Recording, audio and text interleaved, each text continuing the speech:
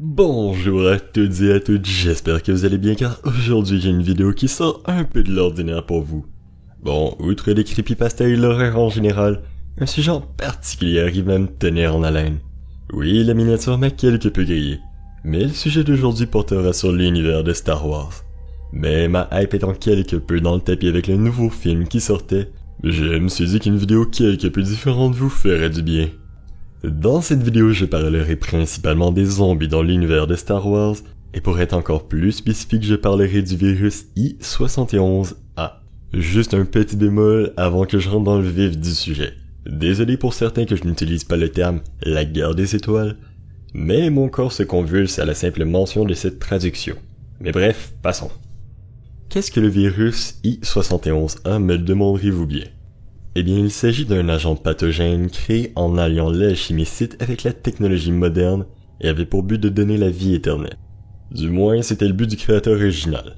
L'infection fut originalement créée par le seigneur Sith Drehar en 4645 BBY. Les résultats initiaux furent catastrophiques, et le créateur de ce virus fut le premier victime de son expérimentation. 1000 ans plus tard, un autre adepte du côté obscur tenta de recréer l'expérience. Et dans sa hardiesse relâcha le virus dans l'académie de Odacer Faustin. Bon, autant dire que les résultats furent l'inverse de positifs. Tous les membres de la faculté furent tués par l'infection et se transformèrent encore avides de chair humaine. Ce n'est que quelques centaines d'années plus tard que cette information vient aux oreilles de Darth Vader aux alentours de 1 BBY. Après la découverte initiale, le seigneur Sith demanda aux ingénieurs de l'Empire de remanier le virus. Le but était de pouvoir utiliser le virus comme arme biologique pour l'Empire. Les scientifiques travaillant en secret sur un Star Destroyer de classe Vector, ils réussirent avec beaucoup d'efforts à recréer le virus, qui se fut donné le nom de projet Blackwing.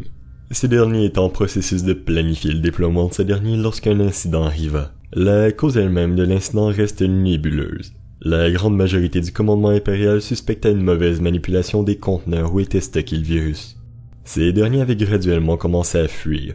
Le virus pouvant se transmettre par l'air, les premiers signes de contagion ne se firent pas attendre.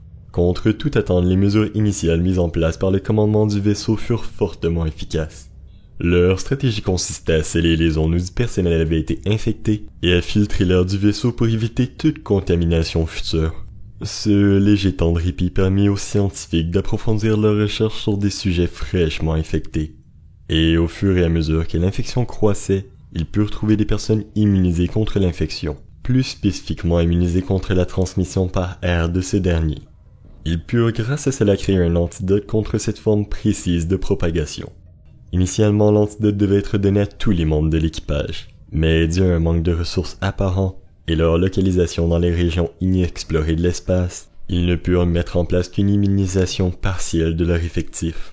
Un autre problème guettait l'équipage cependant. Leur moteur principal commençait à manquer de puissance et à devenir défaillant. Cela causait le relâchement des systèmes secondaires de l'appareil. Vous l'aurez compris, cette brèche permit aux infectés de s'extirper de leur zone de quarantaine, en plus de permettre au virus de se propager librement dans l'air. Bientôt, la majorité du personnel fut atteint par le virus. Et les heureux, ou plutôt les malheureux qui avaient été au préalable immunisés furent forcés de faire preuve d'ingéniosité pour survivre. Leur première action fut de se débarrasser des corps en pleine mutation de centaines de Stormtroopers, afin de réduire le nombre potentiel d'infectés. Cela ne fut que partiellement efficace, car même après avoir passé par la déchiqueteuse principale, certaines parties des corps étaient encore animées par le virus. La situation à l'intérieur du vaisseau atteint rapidement le point de non-retour, et un plan fut mis en place par le commandant Gorister pour s'enfuir de l'appareil à l'aide d'une corvette Freebird de classe Sentinelle. Leurs efforts furent louables, mais une particularité du virus avait jusqu'à-là échappé à tous les membres de l'équipage. Cette infection, ce virus, avait une conscience et était capable de manipuler les infectés pour leur faire effectuer des tâches basiques. Les survivants allaient l'apprendre à leurs dépens lorsque leur vaisseau fut happé par les rayons tracteurs du Star Destroyer qu'ils tentaient de fuir.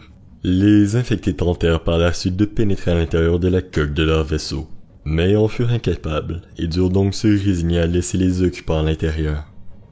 Les membres de l'équipage restant durent recourir à la cannibalie pour survivre. Chose assez drôle considérant que leur choix était de sortir et de se faire bouffer par des zombies ou de rester et de se faire bouffer par des humains. Et c'est ainsi que se termine cette histoire sur le virus I71A. Ou est-ce que c'est vraiment la fin de cette histoire? N'hésitez pas à me dire dans les commentaires si vous voulez la suite de cette histoire, si vous avez aimé ce genre de vidéo qui sort quelque peu de l'ordinaire. Mais bien évidemment, que la force soit avec vous.